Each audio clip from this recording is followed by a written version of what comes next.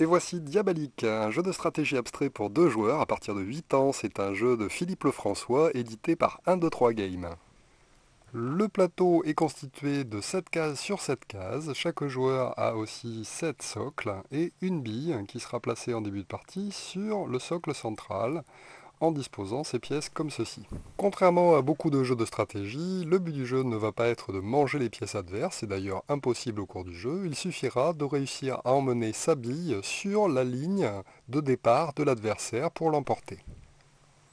Lors du tour d'un joueur, celui-ci a 3 actions possibles, une avancée, une deuxième avancée et une passe avec sa bille.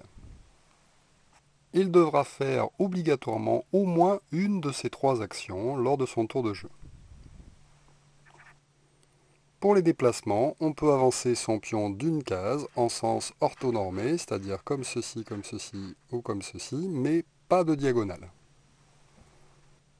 Comme on a droit à 2 mouvements par tour, on pourra soit faire 2 fois un mouvement avec un même pion, ou bien 2 mouvements avec 2 pions différents. En revanche, un support sur lequel se trouve la bille ne peut pas se déplacer.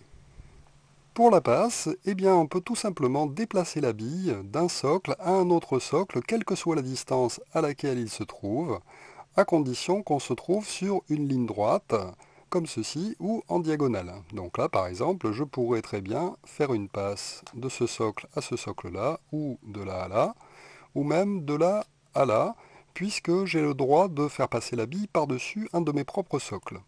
En revanche, il m'est interdit de passer la bille par-dessus un socle adverse, donc sur cette diagonale-là, je ne pourrai pas envoyer la bille ici, puisqu'un socle adverse se trouve sur le déplacement. Un joueur peut faire ces 3 actions dans l'ordre qu'il désire. Donc par exemple, il pourrait très bien faire son premier déplacement, faire ensuite une passe, et enfin faire son deuxième déplacement. Le jeu se termine dès qu'un joueur parvient à mener sa bille sur la ligne de départ adverse. Donc là, par exemple, s'il était à noir de jouer, il pourrait très bien faire 1, 2, et ensuite faire une passe, et il remporte la partie. Il peut arriver parfois qu'on se trouve dans une situation de blocage. En fait, si un joueur crée une ligne continue de pièces qui se touchent soit en orthonormé, soit en diagonale, eh bien son adversaire aura la possibilité de demander un anti-jeu et donc de remporter la partie. En revanche, pour ce faire, il devra absolument avoir 3 pièces en contact direct avec cette ligne de pion. Donc là, le joueur blanc a bien une ligne continue, mais par contre, le joueur noir n'a pas encore 3 pièces au contact des pièces adverses. Par contact, on entend qu'une pièce se trouve en face d'une pièce adverse. Donc, en revanche, si blanc joue ici et que c'est à noir de jouer, celui-ci peut annoncer un anti-jeu et remporter la partie. Il existe aussi une variante qui est un départ différent qui se positionne comme ceci, avec 2 pièces adverses qui sont déjà sur la ligne d'arrivée d'un joueur.